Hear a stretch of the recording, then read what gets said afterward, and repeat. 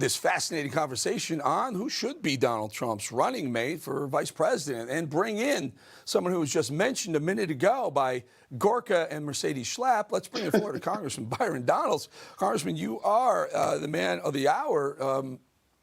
Short list has you on almost every single short list. What are your thoughts? Have you heard from him? Have you talked about it at all? Be honest. No, we've not talked about it. Honest answer, we've not had that discussion. Look, at the end of the day, President Trump's going to make a decision on what he thinks is best. I trust his judgment. I'm just committed to making sure we get him back in the White House. However that looks, I'm all for it. So, again, and I mentioned it Scaramucci earlier in the show, Don Jr. said, no way, Nikki Haley. If it's Nikki Haley, I'll do everything in my power to make sure it's not her as VP. And then Laura Trump said, well, never say never. What do you think of Nikki Haley? I think Chris Christie likes her. Take a listen to this. I'm not saying she's a racist. Let's be clear. She's not. I've known her for 13 years. She's not a racist bone in her body. What she is a panderer. And in this context, that's just as bad. What do you think of Christie supporting? I mean, it doesn't surprise me, to be honest with you. But your thoughts of Nikki Haley? Listen, man, first of all, if that statement is a statement of support, man, politics has officially gone off the rails. I'll leave it at that with that one. Look, I think VP stuff, full stop. Donald Trump's going to make that decision with his team. He's going to make it when we get closer to the convention, and we'll leave it there. I'm not going to speculate because, honestly, I don't know because I'm not even playing in that field. But I will say this. It's really cool to have your name talked about. My mom called me about it once. She was just like, is this a real thing? I'm like, Mom, I don't know.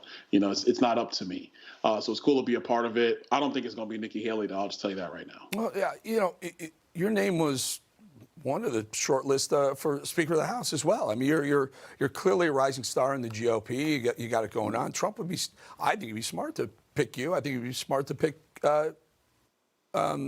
Christie Noem.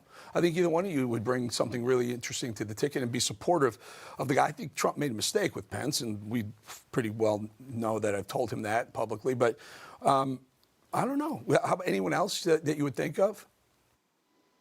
Look, Governor Noem, obviously, I keep hearing about Dr. Carson. That'd be really, really interesting. You have Senator Scott, South Carolina. The beauty is, in our party, we have a lot of talent, depth of talent, top, bottom in the roster. So we'll see how this whole thing goes. I honestly don't know what their thought process is in the campaign on this. Is this something that they're going to discuss at the top levels? The president's going to make that decision like he makes all decisions. And then it's going to be a wild ride for whoever that person is. It'll be fun. Can we talk a little about this Shenna Bellows, the Secretary of State in Maine, who's not even a lawyer, pulling Trump off the ballot? What's your message to the Democrats if they do these shenanigans? Well, my message overall is you're going to lose anyway.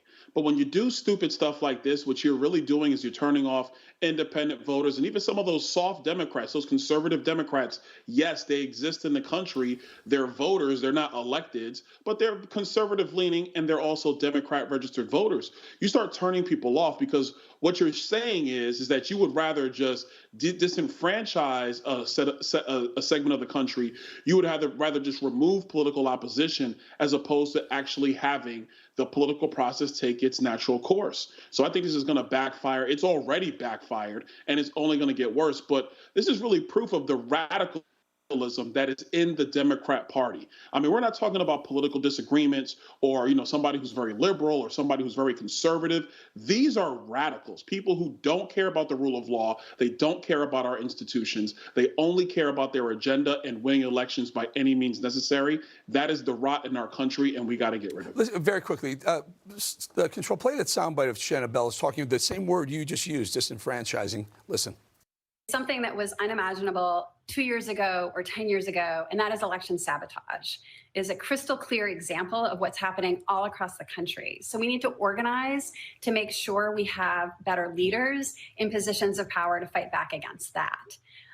Secretary Benson talked about voter suppression, and that's something that when we started our careers at the ACLU and Southern Poverty Law Center, fighting back about systematic structural voter oppression, targeting specifically Black and brown voters. It's rooted in white supremacy. Your thought, you answered to her, short, if you don't mind, keep it short, but your answer to Shenna Bellows. She worked at the Southern Poverty Law Center and the ACLU. Need I say more? This lady is one of the liberal radicals that I've been talking about.